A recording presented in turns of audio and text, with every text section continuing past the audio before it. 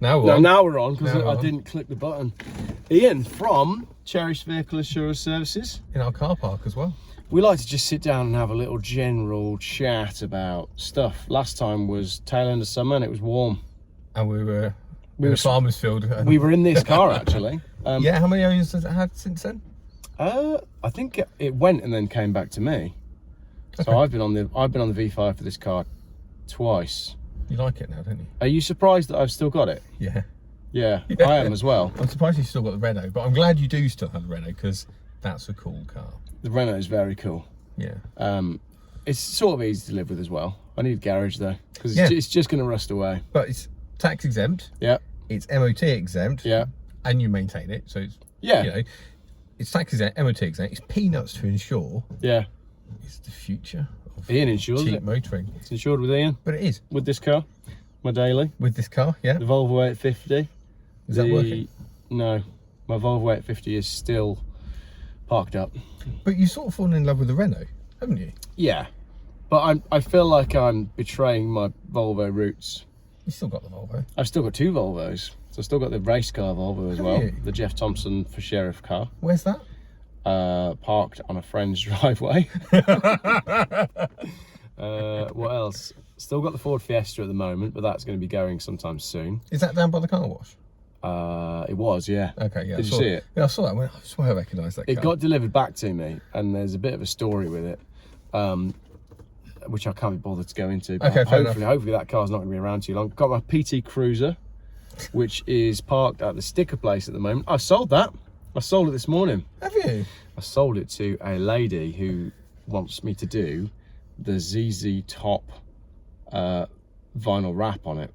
You know the ZZ. That's quite cool, actually. I'll put a picture of it up here. That's quite cool. It is going to be cool. So PT Cruisers have a following. You either love them or hate them. I think it's quite cool, and I think years ago I would have said it was a load of rubbish, but it's just nice to see something different on the road, isn't it? What's the tax band on it?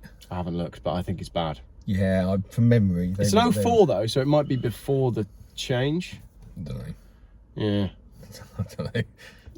We We know the rules. 2 letters, 2 numbers. That's a new car to me. Yeah. So that's new tax. Yeah, absolutely. So last time I think we got together, we both had matching BMW 320 diesels. I see you're still in yours. I am. I've done so since my shoddy engine rebuild in the garage. Well, not rebuild. Quite extensive work though. I've probably got some new subscribers who don't know who you are. And Yeah, so basically I just like fixing things in my garage. Like imagine a bloke, single garage at home, and when people tell me that I need a 2-post lift and lots of space to do things, I prove them wrong, usually at huge discomfort and personal injury. So yeah, I changed the timing chain on a BMW that needs taking the engine out in my garage at home. But we need to go back further than that, because you had a 300,000 mile 320 diesel. Love that car. That we then took out to make a video about the fact that it had ticked over to 300,000 miles. We made that video and then it died terminally on the way home. Yeah, you know, things on YouTube are made to sort of happen to get views. Yeah. You know, generally, I did spend 7 hours sat waiting to get home with that car. Yeah. And anyhow, we'll move on from that. Cause Yeah, so that car was then replaced by your 320 diesel, which was the same as mine, which you got for free, and everybody can go and watch this video where all of that was explained. I have since then sold my 320 diesel. I think I might have made £50 profit on it as well. Yeah, selling cars, I can't do this. Well, I probably didn't need to sell it, but I didn't need to keep it either. And the fact of the matter was, apparently I prefer a BMW X5 to pretty much anything, which is hilarious. How many miles do you think I've now done on my engine? Quite a lot. Just over 4,000 miles. Yeah. So your engine rebuild has worked. You're 4,000 miles in. So it's now the moment where, obviously my front bumper is knackered. It can be repaired, but the chap that does all the bodywork went, I don't really want to repair this here because I can't guarantee it, so it needs a new one. Okay, fair enough. And the back bumper needs a repair, the boot lid's got a dent on it, so it just needs going to a body shop and tidying up. But I wanted to do some miles before I spent some money on it. How much do you reckon a bumper is for that car from BMW? A bare bumper, so in primer, no grills, no clips, no, just the bare casing of the bumper. I mean, everybody's got M tax on it. even though it's a diesel. It's an M Sport. It's an Edition M. This is going to be one of those things where either it's going to go the other way and actually it's going to be like 12 quid, or it's going to be not 12 quid. £450. Okay, well, it's 516 quid. Yeah. Which actually I thought, by the time, the problem is, used bumpers are hard to find. Yeah, they are, because everybody smashed them up like yours. Yeah. All the clips have been broken, so you're just bodging it all up. And by the time you spend 250, 300 quid to buy a good bumper, you then prep it, prime it, ready for paint. You're not that far off 500 quid. Yeah. I can't paint. I can paint, but I can't paint as well as the man that does paint for a living, so I pay someone else to paint. So, yeah, I think I might just bite the bullet and put a brand new front bumper on. I'm going to keep it. Yeah. So what's the point in... I might save 150 quid now, and then there won't be a clip that won't clip in properly. And once I know it won't clip in properly, I can't unsee it. Yeah. So then I have to go in... I must buy a new bumper for it. The thing is, it's a pretty sensible car for you, that. Because you go miles per gallon up and down the motorway with it, 65 miles per gallon. In fact, the chap I sold mine to texted me yesterday saying, "Hi Geoff, I'm really pleased with it. I did a long trip and I got 65 miles per gallon." I'd love to. I mean, the thing is, like, during the week, I walk my daughter to school. I mean, I said this to you before. Yeah. I walk during the week. I only drive when I have to come to Worcester, where our office is, which is once a week, 100 miles or so. Yeah. Otherwise, I walk around. Yeah. And I don't know, I just don't have any interest in getting rid of it now. Yeah. So we said, don't buy a BMW with a timing chain at the back. Don't buy a BMW with a run flat tyres with the big alloy wheels and the M-Tech suspension. Yeah. And I've turned out to really like my BMW with the timing chain at the wrong end of the engine, run flat tyres. Yeah. The alloys that will crack. So we're both driving the wrong cars, because I'm driving an SUV with an automatic gearbox. Yeah, you're killing the planet. We're pretty terrible examples. So, Cherished Vehicle Insurance, how's things? How's the market? How do you think the classic car market is in general? What are you excited about? What are you scared about? Tell us what's going on in your world. Busy. And I'm going to send you over some data from a chap called the Classic Valuer. Yeah. Which you can get to online. Giles. You know him? Yeah, I'm on his mailing list, I think. Have you seen his report then? No, I haven't seen a recent one. Right, I'll send it over to you. And it's a very fair reflection of what we're seeing. So we go out to lots of auctions. We have a look round. We will be at auctions. So if someone buys a car at one of the auctions, we can insure it, they can drive it away. But it's always interesting talking to the auction houses that vehicles which are... They had a flood of vehicles that came out of London due to ULEZ. Yeah. They got put into auctions. They weren't overly selling as well as they could have done because their market is restricted. Yeah. However you want to put it, their market is restricted. Cars from the 70s mainly have had a reinsurgence. Yeah. What year's your Renault? 69. So it's that sort of thing. What year's or the kids' E12 BMW? What year is that? 73. 73. So all of a sudden you've got, both me and Geoff are 25 years old, by the way. So you've got lots of people in their 20s, maybe 30s, who all of a sudden are getting interested in older 70s cars. And that's not what the market predicted. And I had a look at what Giles said, and that was all backed up by lots of numbers. Yeah. And then I sat in an auction and I listened to what was going on around me. And you watched it happen. Yeah. And there was a TR6 there. And it wasn't the sort of car that I expected to see two guys in their early 30s getting really excited over. Yeah. And they bought it. Yeah. Yeah. Because once you've done a little bit of maintenance, which you can all do yourself with a manual and some basic tools, and then you don't have to worry about an MOT, you don't have to worry about road tax, and the insurance is cheap. So they make sense to own. So we're seeing growth in that market because people are actually deciding to buy these things. Yeah. Instead of paying the ULEZ charges. But you can have a classic car, insured for what, 120 quid a year, for example. Yeah. And if you don't drive it, that's 120 quid isn't a huge amount of money in the grand scheme of things. Yeah. Where my Range Rover goes tax exempt in 19 days' time. Not that you're counting down. But that was tax for 12 months a year because I told you that I was going to use it and we were going to drive it, and I never quite got around to it. I did 5 miles and that cost me, what, 370 quid a year to tax to do 5 miles. The road tax thing is, I need to do some more content on it because it is a real car killer.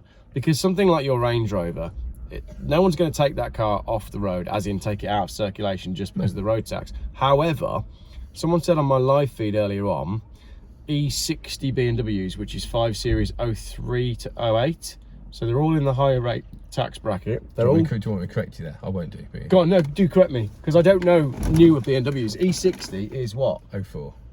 04. So 2010. 04 to 10. E60. Maybe 11, actually. Yeah. But what the problem is, they're expensive to tax, especially if they're the petrol ones. Then, yeah. Well, anything like that is. So, you know, look at your S-Class Mercedes from about 2007 and your Saab 9.5 turbos. If you buy a Saab 9.5 turbo on the wrong year, it's £600 a year tax. Car's probably worth 600 quid. So it's more of a car killer than rust used to be. I had a bit of a phase where I wanted to buy an Insignia VXR. Right. And it's mainly because I took one of my friends to the train station. He said, just pick me up in it, just pick me up in it later, take it home. Okay, that goes well. That goes really well. And then I took a look at the running costs, where tyres, they're expensive. Brakes are expensive, but you can live with that. Road tax is expensive. Which engine's that? 2.8, it'll be the same as a Saab job. Anything above 2 litre and newer than about 2006 is painfully expensive to tax. I don't want to spend that much money on a car which I infrequently use. But also for a lot of people as well, and people in the comments will be saying this, it's the point when your road tax is getting more expensive than your car insurance, and that's kind of scary. Yeah. That's a lot of money, isn't it? It is. Yeah, especially if you've got a direct debit, people are paying 40, 50 But do you notice that since that direct debit's come in, it's just creeped up a little bit more? Oh yeah, 100%. Just creeped up. See, I tax everything annually. Yeah. So I do it all in one hit. And that's just what a baller! What a baller! No. But it's just how I do my finances. I don't like having direct debits. I don't like having monthly outgo. I just minimise everything I can, because I just want to know what I've got. And that's just how I was raised and everything else. So I know what it's going to be. And this is like for the Range Rover. That's how I know how much it's cost me. And if that was a monthly amount going out, I don't know whether I'd be so annoyed about it, because I might not notice that 35, 38 quid, whatever it would be a month to go out. But because I remember paying that online on a Sunday evening, because I wanted to use it on the Monday morning. Yeah. And then it rained and I had to move 2 cars to get it out, so I couldn't be bothered. So I took my other car. So I'll generally do direct debit, not because I'm cheap, but because most of the time when I buy a car, I tell myself I'm not going to keep it very long. Yeah. Which I get. But with something like this, had I known, I mean, I bought it back for the challenge in December, and we're now in March, so I've had it 3 months already. I can't really see myself getting rid of this. How much is, I was about to go and get the tax disc out the window, because that's still the world I live in. How much is the tax on this? Because it's a 2005, it's not too bad. But I think it was £35 a month, £34 a month. The change comes in after 2005, I think. But I remember taxing this and thinking, actually, that's not too bad. I know that 3 Series is, ironically, that 3 Series is cheaper to tax than my wife's 118D, which is newer. Yeah. And we know it's the same engine, but technically deemed lower emissions. Yeah. But for some reason, my 3 Series is cheaper to tax. Well, yours is £180 a year, isn't it? Yeah, I think it is. Because mine was the same, but my taxed it when I bought it. Yeah, so my wife's 1 Series is, I think she's either a 0 rate or a £30 a year, and it makes a big difference when you're looking at buying a car now. Yeah. Especially if you're shopping on the lower end of the budget. So a friend of mine was looking for an Octavia diesel, and he goes, with an Octavia diesel you can spend 500 quid, or you can spend 5 grand. You're essentially getting the same thing, but newer and different gearboxes, different engines, and that sort of stuff. But when your budget is about £1,000, there's a big difference between buying a car that's going to be £300 a year tax, because if you think, well, I'm going to keep it 3 years, well, there's your £1,000. It's just going to take all these cars off the road. So many good cars are going to be looked over by people unnecessarily, and I just find it incredibly wasteful. I'd love to do something about road tax, because surely, like, at what point does a car justify its existence? Because we know that road tax is disconnected from repairing the roads, and we know that all the roads are crap anyway. So what are we paying it for? Right, so I'm going to move this on a little bit. Yeah, you probably should. We have to pay to run a country. Get my pitchfork out. No. This is where me and him differ. We have to pay to run a country, and if you left that you know, that road there and you got T-boned and an ambulance had to come and pick you up and then a helicopter turned up and you sat in hospital for 6 months, you wouldn't pay a penny because you've paid everything. And what people say about national health insurance, and I appreciate where that money goes. However, you know, everyone has to get paid, and I know our ambulances tend to not be funded by the NHS, but there's an awful lot that goes into our world which we take for granted, and you have to pay for these things. And when you come to road tax, we're filming this just after the budget, and there was something from EVs about them wanting to decrease the VAT paid on charging on the motorway from 20% to 5% to match home charging. Now, we'd all love to save money, so let's, you know, jump on that. However, as we have more and more zero road tax vehicles on the road and more EVs on the road, which we do have, regardless of what's going on with sales, the government are not getting their revenue from our fuel, which is used to pay for the country. So when I see things on the budget, when they're saying about they need to reduce the VAT, well, they can't, because the government still have to have the money coming in. And I hate putting fuel in my car. One, it takes too long. Two, I just hate watching money go into a fuel tank. But I do accept that whilst a lot of it is taxation, it pays for things that I take for granted. And it pays for the education and things that, you know, make the country we live in as good as it is. Yeah. And when you watch things like, I don't know, people complaining about their VAT at 15% more when they're on the road, what do you do? I just think we'd like to see a government that, you know, let's say you get your tax, right, and it's in a little cup of water and you pour it into the government's pot, but that's a colander. And it just seems to me that there's too much leakage, and when it comes to government spending, there's too many areas where you're going, hang on a minute, I worked and I pay my tax and I put fuel in my car and the tax on top of that, and I'm watching the government do this. Like, for example, subjects that we're not going to get into, but there's a hotel not too far from here that's being used for something that it perhaps shouldn't be used for, and taxes are paying for that. So it's difficult, because what we started there was discussed road tax reform to keep old cars on the road, and then we ended up with we need to tear down the government. But, you know, if you're talking about changing road tax, you know, it's how long this rolling 40-year exemption continues for. But it never used to be 40 years, 25. Did it? So Labour changed that, right? So Labour changed it. So my personal view is that it will stop at 1990. And my reason for being that is if you can't sell a new internal combustion engine, okay, it's now 35. But if you can't sell it, then I think they'll knock the exemption on the head. I hope not. Definitely hope it doesn't. But my gut feeling will be that that's the case. And when you look now, say people buying cars, that hype in 70s cars, it's a lot to do with this. What year are we at now? What year is your Range Rover? 84? Yeah, so, well, 83. 83. So it's built, so if it's manufactured before the first of the first 84, it's now tax exempt from the 1st of April. It's not a very straightforward system. No, it's not. Again, I don't care about MOT. The Range Rover's done 38,000 miles from new. It's never failed an MOT in its life. It's never going to fail one. It will still get MOT'd. I just don't want to tax it. Because it does 5 miles a year. I don't mind paying the MOT tester 40 quid for him to give me a load of stick about things, and just to make sure I'm not missing something. Well, that's the thing. I mean, then you could get into the argument of, will people be buying these cars and driving around in wrecks? And I don't know if there's an argument there. Like, I wouldn't be comfortable in driving anything that old if I didn't know that it was all right. And what you just said there is what the majority of people think. But there was that post that popped up on Facebook. Did you see this post on Facebook the other day? The Allegro. That was some old boy, and he was in a retail park, and the car was like unbelievably dangerous. But the thing is like, I mean, you'll remember cars from the 80s driving around with like duct tape on the bottom of the doors and the sills being literally just plate over plate over plate. It was quite common. But now it's that moment going, because cars bodily don't deteriorate. We're not used, you know, we assume they're all better, but for all we know, that silver Seat over there might have massive play in its ball joints, it might have knackered shock absorbers, and it might have massive bulge in the brake hoses. I always look at people's tyres when I'm out and about, and I'm always surprised just how many cars you can find with bald tyres. Like when you're on the school run as well. Past the MOTs, that's fine. You walk along the line on the school run and you're looking and going, that one's due.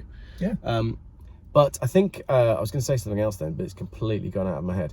But yeah, I don't think people will be driving around in majorly unsafe cars, because I think, and I might be looking at this with sort of rose-tinted specs, but I think as you buy that older car to avoid the ULEZ, I think you kind of end up falling in love with the car and wanting to do more with it. Yeah, and you've got to want one in any case. Yeah, you don't sit there and go, do you know what, I'm going to give up my car and my comfort and all this because I want to save £12.50 a day, so I'm going to drive around in a, I'm going to pick on a Triumph Dolomite now.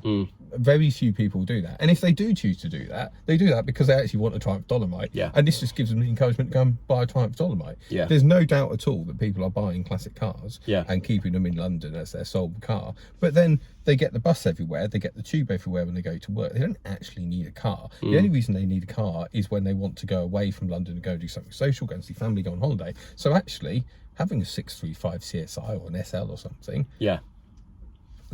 it just really ticks the box for them. And those are two great examples, because a 635 CSI that's well maintained and an SL that's well maintained is a car that you can use for everything. Yeah. So as the tax exemption starts to move further into the 80s, the kind of cars that people can look at as being cheap to run.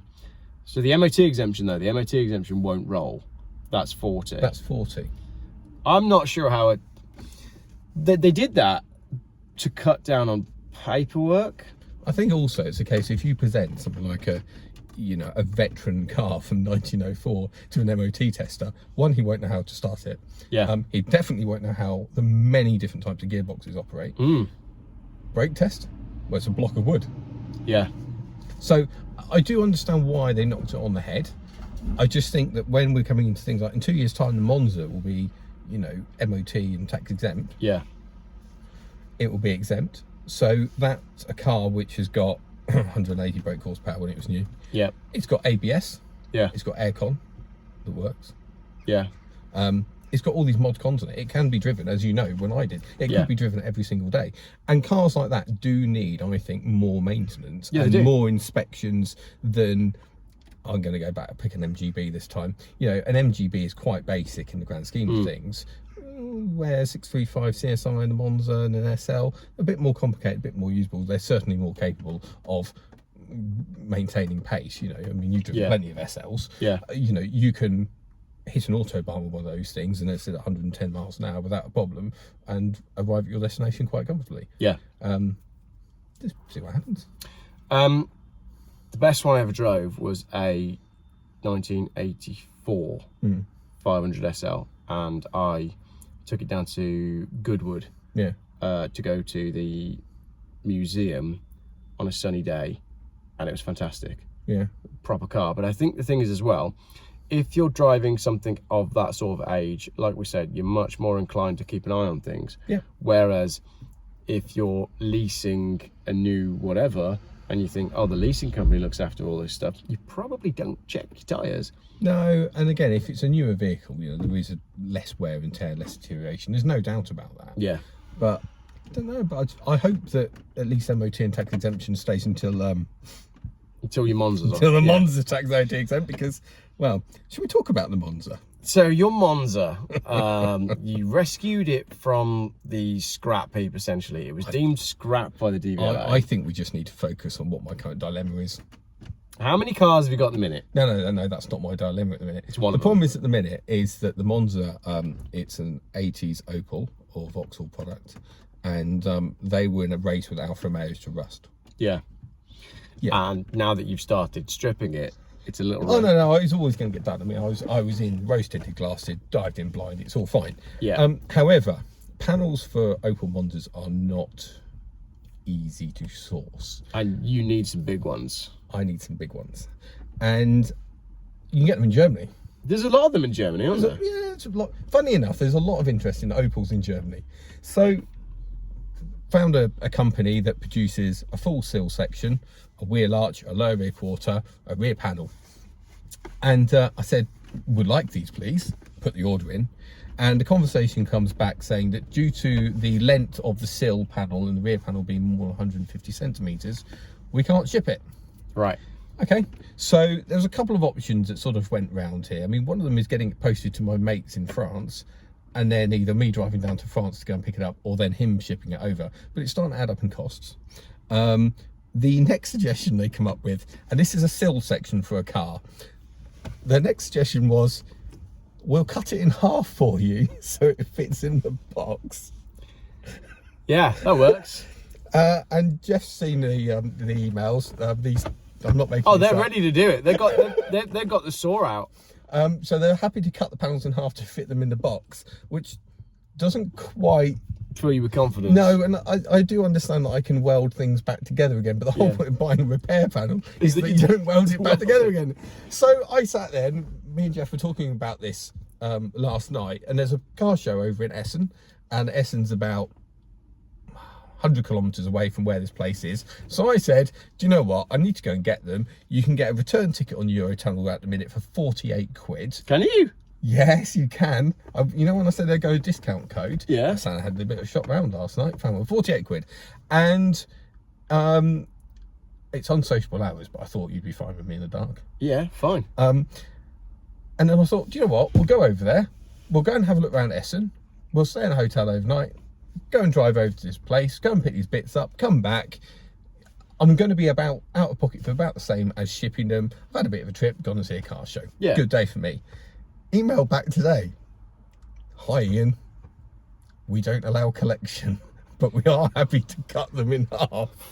Why don't they allow collection? So I'm willing to do a 1,000-mile round trip. I accept that they don't want to post them, and I understand that as a business that you do not want to risk these. You either can't ship them on that size or they risk damage. I completely get that. Yeah. I'm not knocking them at all. So my solution is I'm willing to do a 1,000-mile round trip. I'll pay for them in advance if you want me to. I'll go and do a 1,000-mile round trip. You can leave them out on the counter if you want. I'll take them away. I'm a happy customer. Yeah. And we don't do collection at the minute. So, and this is a company that's quite well known in the old Opel circles and quite well respected, but it appears they just do mail delivery now. So your options are running out then. I think what you should do is we're gonna have to do the trip, but you have to get them shipped to the hotel in Essen. You should do that. Funny enough, I'm one step ahead of you on that. Yeah? Yes, I am. Because one of my mates has a stand at Essen for his company. Yeah. So I sat there and said, could you get them delivered to Essen for me? Yeah. And we'll pick them up from there. So I'm waiting to hear back because I've wanted to go to Essen for years. Oh, so have I, but I'm currently feeling a little bit downhearted by the fact that I've offered to drive 1,000 miles to pick these up, accepted your limitations, but I still want to do business with you. Yeah. And you're not willing to sell them to me. It's kind of like you've still got to pay the shipping and you've got to do the road trip. Yeah. So at the minute, the Monza is it's due to be in Italy on an event in the end of the middle of September. Right. And at the minute, it's nowhere near it. Yeah. I mean, it's not even started welding yet, let alone a paint. Yeah. I mean, decent painters have got 3 months waiting list for them to paint cars. Everyone's got a waiting list for everything at the minute. I tried to get headlining done in my Renault and that was 2 months. But the thing is, I have one chap that I use for painting. He painted my Range Rover 10 years ago. Yeah. And it still looks really sharp. Yeah. And therefore, I don't go anywhere else. I agree. I think once you find someone that's good at something, never change. You know, and I go down there and he tells me how much it is, and sometimes I go, ooh. And I go, actually, do you know what? This is what I've had from you before, so Yeah. I'm happy to do it. And we've now come to sort of a sort of slightly shady arrangement that panels have to come to him as bare metal. Yeah. Which I'm actually quite happy to do because it saves me money. Yeah. He doesn't really want to sand down panels. Yeah. And also it gets rid of the unwanted surprises when you realise there's a massive blob of filler in it. Yeah, and then you've like got the phone call where he says, you know this door you sent me? It's half made of blue tack. Yeah. It wastes his time, it wastes my time. So I'm not saying that I'm nervous about the Monza. But I am. I mean, at the end of the day, The big problem is you love that car. No, I do, but I just this has soured me a little bit. Yeah. The fact that I've seen a problem, I've gone, okay, I completely understand your position. I'm not going to argue with you. I completely get it. I'm happy to go and pick them up. They go, we don't allow collection. I don't understand how they can say, you know, you're coming from the UK, we can't ship them to you, and you can't come and get them. Do they not? I mean, I'm not going to do business with them, am I? At this rate. But the problem is, where else are you going to buy a rear 3/4 panel for an Opel Monza? No one's got them, you know. Halfers. Yeah, have you got one of these? Just a joke. You just got to find it. Joke. But then we got the fuel tank for the kids' BMW. Yeah. So doing up an old 70s BMW with my children. It's basically my daughter's dyslexic and a few other things, and it gives her a bit of motivation to do things that aren't academic, being hands-on, because not everyone sits in an office. Some people are fortunate enough to actually go out and they're skilled to do things, and my daughter is one of those people. And she's built an engine works well. Very early E12s have the fuel filler by the number plate at the back. So when I bought a used fuel tank thinking, oh, that'll be all right, turns out that it was for a slightly later one with the fuel thing on the side. So anyhow, funny enough, you can't buy a used fuel tank for a 1973 BMW. It's almost like they all rot out. So my local BMW dealer in Milton Why do Keynes, BMW fuel tanks rot out? Does it happen to all cars? Because the 7 Series, even the later 7 Series were the same. Or E38s. Yeah. Pig of a job that was. I think they've done that. But why is it? What were they making them out of their own materials? Was it just? Don't know. Is this a normal thing for all cars? I think it's also an old car though. Yeah, I suppose there is that. Because they're now all plastic, aren't they? Yeah, they are. Yeah. So I need a fuel tank. I've now decided that I've literally, this project's been on hold for what, 9 months, because I refused to buy a new fuel tank. I was like, I'm just gonna have to do something with it. Went into my local BMW dealer and said, I know this is going to be an eye-watering amount of money, but I need one. And if I'm honest with you, I went in there thinking it was gonna be about 800 quid. And in my head, I was at the moment going, I know when I hear this, I either need to get this and get this car back on the road, or I'm not going to get this car back on the road. So when they came back to me and said it was like 470 quid, I was like, well, it's not bargain. But but the fact that it's a lot less than I thought it was going to be. But 48 hours later, I get a phone call saying, oh, hi, Mr. Arthur, your fuel tank's here ready for collection. So I had that like pride of walking through those really posh car dealership and walking out this really dusty new fuel tank. And I just think for a manufacturer to supply me a fuel tank within 48 hours for a car that's 51 years old. That's brilliant. It's astonishing. But the only issue I do have is that it's a slightly bigger fuel tank. I don't think I've told you this, have I? So they can sell me the fuel tank, but it's a bigger fuel tank than the original one. But they can't sell me the sender unit that fits the fuel tank. So basically you need 15 litres in the fuel tank for the sender gates to pick up. So you can imagine what happened was I fitted this fuel tank in, put the the old sender unit in. I was like, it's a good day today. Went into my garage, can I find my 20 litre jerry can? Can't I hell? And I've gone down the side of the house, I've gone into the shed, I've gone up to the barn, can't find this 20 litre jerry can. So that was then resulted in 4 trips with the 5 litre jerry can down to the petrol station. And every time I got down there, my daughter was like, will it work now? Not yet, darling. Can I get some sweets? Yeah. So she got 4 bags of sweets out of it. I mean, her negotiation skills were well, but it was just that nice moment where it started and it ran. So could you not have like lined the fuel tank absolutely knackered with something? Absolutely knackered. A load of people sat there and said, oh, you can get that repaired, you can get this, but at what point do you're repairing something that you can buy a brand new one for 400 something quid, which is ready you could do a lot of welding hours on a fuel tank. But I mean, for the new fuel tank, do you? The new fuel tank, no, I'm just thinking in my simple brain, like if your pickup is here, do you need to like line the bottom of the tank with some form of plastic liner? So they can't sell me the new sender unit, but they give me the part number. So it's currently on eBay, as in the part number is saved on eBay. And every so often one gets listed. And at the minute, they're like new old stock one appears, and there's one there for like 407 quid. And it's not, I'm not that excited about the fuel gauge. Because literally all it is the fuel gauge. And especially if the answer is just do some maths and work out how much fuel you've actually got. Well, no, because the fuel gauge still works the same. So when it's getting near empty, it's getting near the bottom of what the pickup can pick up. Okay, got you. But it would be nice to have the whole 10 litres. So you know, hey, it's like an EV. You've only got 80% of the range.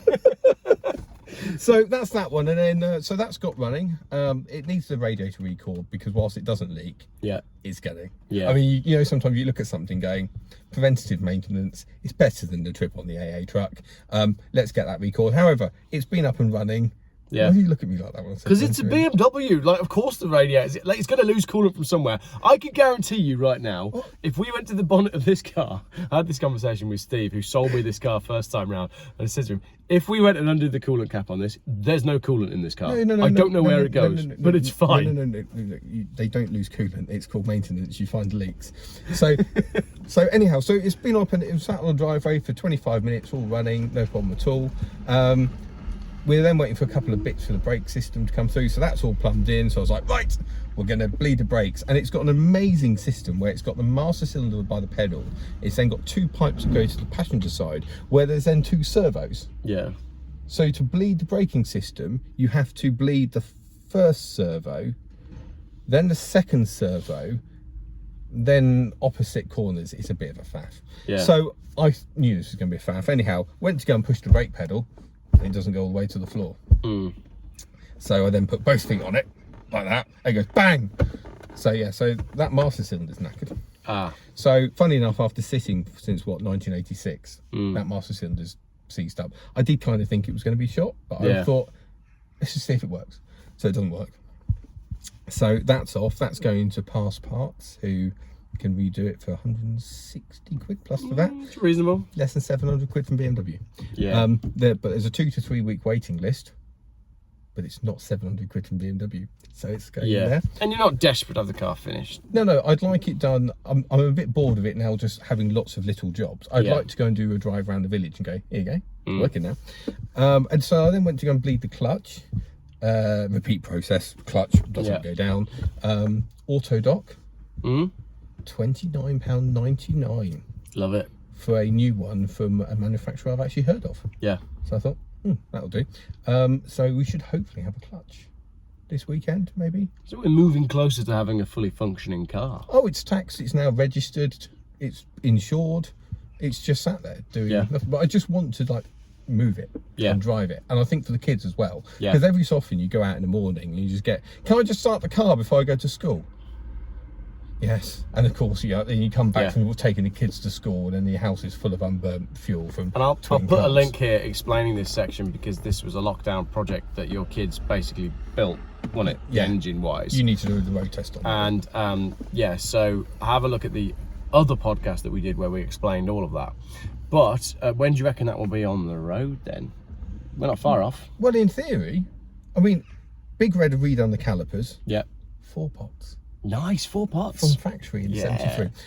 It's got new lines, fuel and brakes. It's got new shoes. It's got new cylinders. Assuming these servos behave, it's ready to go. And to be honest, if the servos don't behave, you can buy them. So it's not the end of the world, but it's that moment going, I just want to fix things as I go, rather than one day have a massive load of parts and all of a sudden you get disheartened because you've got loads of parts laying around. I'd much prefer to get it on the road and tinker with it as we go. I just thought of another thing that we said we were going to talk about on a podcast, but we never did. The Porsche 924. So yes, the Porsche 924. So the Porsche 924 we had as a company giveaway where you get a quote, you pop your name in there, and chance to win a Porsche. I drove the Porsche. I took it out in the snow. Did. And then I told all my followers to go and get a quote. And then you broke the aerial on it as well, didn't you? I didn't break the aerial. Anyhow. Hang on a minute. There were never accusations at me like this. I don't remember. If I did break the aerial, I don't remember breaking the aerial. So we did the draw in, November time. We did the draw. And as you'll be aware, if anyone reads the terms and conditions, there's a cash alternative. And if someone phones you up just before Christmas and says, great news, you've won, and you took a policy out with us, great guy, really nice, proper car enthusiast, would you like a Porsche 924 or would you like some cash? He took the cash. Which I can't, to be honest with you, I can't blame him for, because, I understand that. He's got a car. He got a quote from us because he needed to insure his car. He saw us at the NEC and we got talking to him. So he got a quote from us, bought a policy with us, and then nearly a year later, someone phones up and says, you've won a car. You've won a car. I've already got one. But there is actually, if you read the small print, this through all your terms and conditions, you have to lay it out sort of what options are. And well, he didn't say yes straight away. He thought about it. And I just came back and said, look, I'll be absolutely honest with you. The car is not worth £7,500. Because there has been a slight dip in the market on those cars. You're more than welcome to take the car, but that's full and final settlement. There's no cash, or there's no cash on top of it. There's no car and cash. So you can either take the cash or you take the car. And he came back to us a day or so later and went, you know, spoken about it, and do you mind if I take cash? We're like, no, because that's the competition. Yeah. So what we've then ended up with is a Porsche 924S. And I'm going to be honest with you now about it, is about a week after we paid him, we've had a bit of a nightmare with the wheel bearings on it and the rear bushes on it. Because it's a high mileage 94 as well, isn't it? Oh yeah, no, it's been done some miles. Yeah, it's on what, 208k now. Yeah. I mean, it's really well maintained, but it's that moment where one of the guys took it home from work, because it's here at work, and he went, it just doesn't feel right. Yeah. And then I went out in it. I was like, nah, it doesn't feel great at all. And then we jacked it up, and actually it's starting to get play in bushes, starting getting play in you know, in the wheel bearings. And you know, sometimes that moment going, if I'd just been given a cut, again, you'll get this, if you just win a car and within a week or so it starts costing you a load of money, it would have soured it. But again, I was really honest with him at the start and said, look, it's an old car. It's an old car. It's not now worth that amount of money. Yeah. It's up to you which one you do. Yeah. I mean, if it was me, I'd just take the Porsche and just annoy my wife with yet another car. Well, this is the problem though, because it's like, hello, you've won a car. Would you like a problem for your driveway and an argument with your wife, or some cash? Yeah. Because the reality is, for a lot of people. Yeah. But I remember we had a chat on the phone at the time, and you were like, oh no, I don't think he's going to take the car. What do we do from a PR point of view? And then we basically talked it through and said, oh, it's not really a problem. No. It just is what it is. Yeah. And again, I said to the chap, I said, I mean, again, you know, if you read the small print, it does say that, you know, if you don't wish to go public, you don't have to go public. Yeah. He said that we could like pop his name and rough location there where he is. And then I thought, actually, you know, it is what it is. So yeah, I don't know what's going on with the Porsche. I mean, it's all MOT'd and everything, but it needs, if we sell it, probably when we sell it, it's now got to go and have a load of bushes and a load of wheel bearings and stuff on it, because if we sell it, it's got to be sold as a good car. It can't be sold as a running concern. But then you didn't buy it as a good car, didn't you? Find it in an auction or something? No, bought it as a good car. Oh, okay, fine. Yeah, no, and you know, but again, it's got a stack of history like that. Yeah. But it is what, 20? No, it's not. 37 years old. Yeah. And it's done over 200,000 miles. I mean, it still looks sharp. It's still there. It's a good looking car. Yeah, it's not, you know, it's not like it's scrap. No. But I saw it on Saturday and I thought, what a nice looking car. Yeah, if we'd handed it over, I'm not too sure. My conscience, I had to say, you know, we had to say something is the right thing to do. Yeah. Fair enough. Be nice. Yeah. Kind of annoying that we still got it. But yeah. Then again, could be worse. Could be an Allegro. Could be an Allegro. Practical Classics restoration show is coming up a couple of weeks' time. Yeah, big one. I need to make some space for your Renault, don't I? I'd love to get it on your stand if you can. So if you are coming and I'm doing this on camera, so he has to say yes.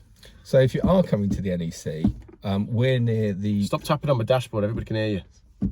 If we are He's been doing that through the whole video. If you are going to the NEC, we are in the hall near the big car auction.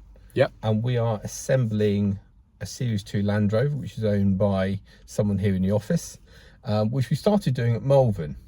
I remember. You were driving it round. Yeah, loosely, yeah. Well, loosely, I got it driving.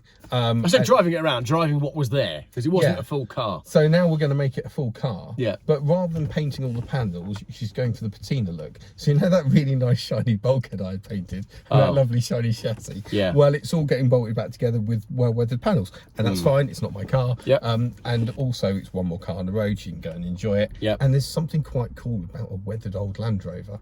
A weathered old anything. My Renault's a bit like that. Yeah. Just, you don't have to worry about it. It makes...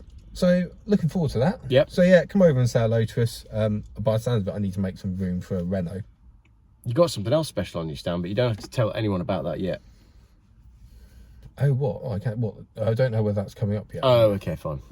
We won't mention that because it's also just I mean, it's logistics as well. See, this is the easy option of having Geoff's Renault on the stand. Trust me, I'll just drive it there. I'm well aware of this, but it's a bit like, you know, the time when we had the Monza on the stand. Yeah. You know, and everyone just went, "Oh, it's not got an MOT." You know, and you can't go and check it. Go on. Yeah. You know, he's got 3 advisories. When they drive out, it's bliss. Yeah. As soon as the trailer's involved, it's hard work. I always enjoy displaying at those shows when you're the first one to leave, when you see people decamping their stand, and it's like 2 hours to unbuild the stand and get it all back in the van. Whereas your setup's usually fairly straightforward for Cherished, isn't it? You've got a gazebo, a couple of sofas, maybe a fridge, hopefully with some champagne in it. Yeah. It's relatively straightforward, but a lot of people, especially when they're putting out 6 of these washers and 12 of those washers and put the box in. Oh, Sunday evening. Yeah. All in the box. Yeah, absolutely. I've done my fair share of working for other people at the resto show, and pack down can be painful, especially after standing at the show for 3 days. The key is to have everything go into a cart on the stand. Yes. So you can drive it out. Yeah. That's the key. Yeah. So this year we don't have any cars on the stand able to do that. Yeah. So hopefully my Renault might be on the corner of Ian's stand. If not, I might try and get it there anyway. But they're being funny this year. Yeah, they are. I'll let you know by the end of the day. Yeah, that's fine. I mean, there's. I don't need you don't need to let me know by the end of the day, but like by the end of the Wednesday. Bear in mind, I've got to drive it there on the Thursday, so it can be a last minute thing. It's not a problem. Yeah, I'll get it. I'll get it on display. More notice is better than no notice. Yeah. Well, so it would help me out. Well, it's not that big, is it? No, it's tiny. And last year I had a stand for free, and I got in touch with them last minute and said, I've got a car, can I display it? And then they phoned me and said, actually, how many cars can you get? And we ended up providing 5 cars last minute. One of which turned up on the day. And we just talked our way into the show. So should we just really go for about how expensive car shows are at the minute? Should we really just hit it now? Can we particularly do the NEC one as well? Because I did talk about this the other day. It's a great show. Yep. And it's not their fault. It's the cost of 2 people going to the NEC. Your parking is now, it used to be a tenner. It's now 15 quid 17 quid. 17 quid? If I've read that email right yesterday. Really? So you got 17 quid to park, and you ain't getting much change from 30 quid for an adult ticket. How much are the tickets these days? I haven't paid to go to one of these shows for a long time, but £26.50, £28.50. Like so 2 of you go, you've got at least 50 quid on ticket entries, then you've got your parking, and you've got your petrol there, and that's before you've even spent any money. Which you will do. It's an expensive day out, isn't it? For a lot of people. It is. It's a good show, but it's a lot of money. It's a lot of money, and I just sometimes there were a couple of shows that I've done, which was there's one down on the south, like Devon way. It's run by a company called run by a car company called Crashbox. Yeah. It's really simple. You ready? So it's ticket in. It's got selection of cars. It's got a train line that goes along the bottom that somehow they managed to get a steam train to go along last time. Amazing. You've got big traction engine, like steam traction engine. You've got old commercials. So if you take your kids there, they are entertained for the day. Yeah. And then in the evening, they put all the steam traction engines round by where the bar and the food is. Yeah. The food is reasonably priced. The bar's reasonably priced, and you've got all the steam engines going. You got everything going. It's a really nice atmosphere, and like their tickets are nothing in comparison. Yeah. And part of me goes, I enjoy that more than, dare I say, walking around the inside of the NEC. Yeah. But I don't know if that's because I've been doing it for so long. Yeah. As a view. Yes. So when you have done it, every year for But then maybe for the people that fly over or people that come over from Ireland and make 3 days of it, particularly with the November one, which is bigger. Yeah. Then maybe it's worthwhile. But it would be interesting to go over to Essen and compare. Oh, absolutely. I've not done Essen yet, so maybe it's cheaper. we can round this conversation off with us planning to go to Essen. We'd probably take this. It's very luxurious. Well, it just works for like long distances, and so I'm averaging 32 miles to the gallon, which is lower than I'd normally like, but once you've had a car with a panoramic roof. Oh, 100%. Remember when we sat in this, I went, oh, it's got panoramic roof. Isn't that such a game changer? It's lovely. I know. And now I'm looking at other cars online and I'm like, hasn't got a panoramic roof, I'm out. Move on. So that's where I'm at with my X5. It's hanging around for the moment. Oh, I think you're going to keep this for a while. Yeah, it just works. So, until transfer box or something packs up, then you won't like it anymore. Yeah, but then it doesn't owe me much money. So if that did happen, it wouldn't be the end of the world. No. But I don't like wasting things, so I probably would end up fixing it. The engine out and fit it to something else. Oh, did you see that 5-door five-door Sierra with the M57 engine installed in it? No. Yeah, really, really nice. I'll send you a link over to it. All right, we'll have a look at that. Deep metallic purple. Pretty sure it was. Best deep metallic purple. It was lowered, and I love original cars they had, but lowered, it had slightly banded wheels on it, and then it had an M57 under bonnet, and I thought, that's going to go. There's a lot of effort gone into that. Well, it is a lot of effort, but then again, this M57 engine is going into everything at the minute, Yeah. isn't it? If you have a Land Rover, they're all getting M57 engines Yeah. thrown in it now. You know, they go into Monza with one of those in it. Monza with a 3-litre diesel. That'd Ooh. work. If you need car insurance, Cherished Vehicle Insurance Services.com. .co.uk. Tell On them Facebook. on Facebook. Yeah. Make sure you like them on Facebook. Tell them Geoff sent you. Anything else to add? I don't think so. I think that's about it, really. There's nothing. One series, your wife's one series still working? Yeah, it is. My wife. That's partly why we haven't got rid of it, because it does just sort of work. My wife has bashed hers. So. Has she? Yeah, she apparently tried to turn in the road. Yeah. And I think her words were, newer cars aren't as robust as the old car. The old car being the Defender. Yeah. So she went to do a turn in the road, and by the looks of it, just use the embankment to. Yeah, pass the I bumper understand. in. Yeah. So yeah, that's had a bit of a scuff. Speaking of Defenders, has yours got a floor now? Yeah. So after doing that small welding repair on it, I threw it at an MOT bay. Yeah. Because let's get the list of what's wrong with it. Pass, no advisories. Excellent. All right, good. So you know that car, I'll get rid of it now. Yeah. Now I'm back on the cycle of, well, it's a good car because it's got no advisories on the MOT and it works. I still think you should sell that. No, I need to sell it, but after like looking at the roof the other day as well. Oh, I couldn't believe the roof. I'm going to have to put the picture up here. That was so funny. So I washed the Defender and it looked lovely. All shiny, really proud of myself. Walked upstairs, looked at my kid's bedroom, and then I saw how bad the lacquer peel on the roof is. Why is it lacquer peeled in that shape? It's bizarre. No idea. No idea at all. So yeah, I need to paint the roof before I sell it because I could never sell it like that. Why don't you sell it to a short person? No. Never look at it. No, and I know you can't see it, but I know it's there. Yeah. And I wouldn't ever want to, because when you go and buy a car, very few people go, oh, well, let me just look at the roof. Yeah. And I wouldn't ever want to sell something and someone goes home and go, well, you didn't tell me about that. Yeah. It's just an awkward conversation to Yeah. have. So it needs that. And then I look at the headlining and go, well, when the headlining drops down, that's going to fall apart because it's an old Land Rover headlining. So I'm going to put a new headlining in it when I paint the roof. So let's, you know. Yeah, but then you'll do that and you'll go, this is a good car, I'll keep this. You know, we know it's going. But I think also when the Range Rover gets on the road, Yeah. it's two of the same thing. Yeah, exactly. And at the minute, I just don't want to tax the Range Rover out of principle. That's why it's sat there. It's because I don't want to tax it. So 19 days and then you're tax-free on your Range Rover. Your Range Rover is very cool. I always like seeing it on the Cherished page. Yeah, I like that one. Cool. That's a perfect one. I think that's us. Thanks, everybody. That is classic cars, a little bit on the market, a little bit on road tax. We did a lot then, didn't we? We did do a lot then. We need a code word for people who made it to the end of the video because it's 52 minutes long.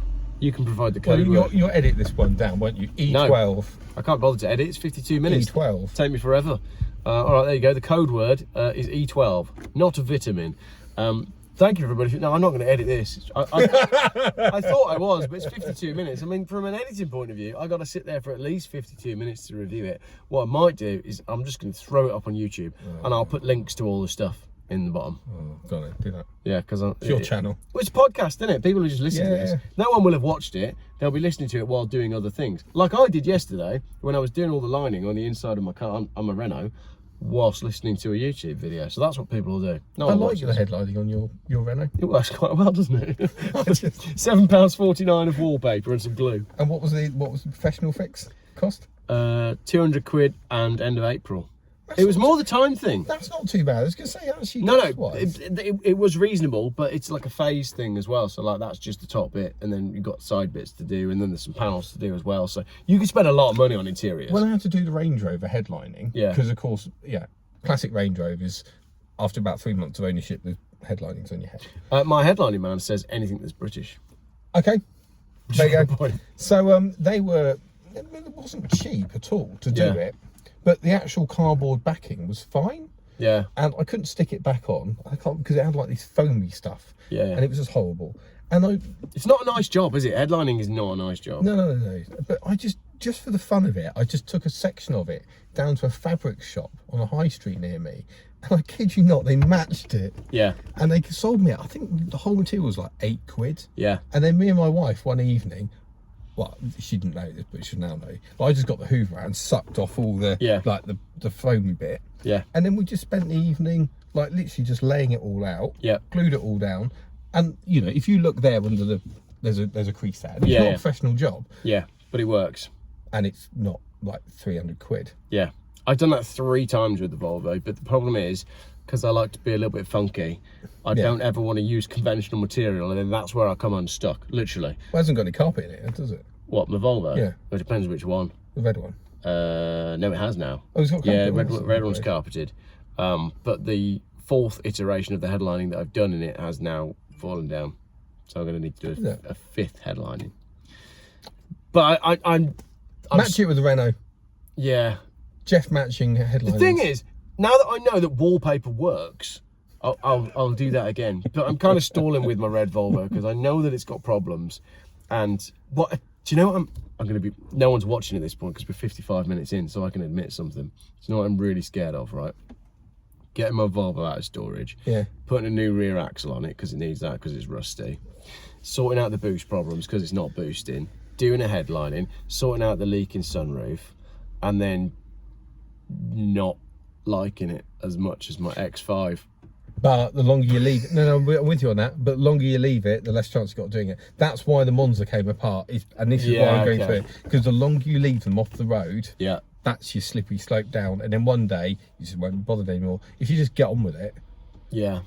Personally, I would just get an axle thrown under it, get it boosting, and just crack on. I sort of need this to break. It's a mid-2000 X5. Could be any moment. And then when the X5 is broken, I'll do the Volvo.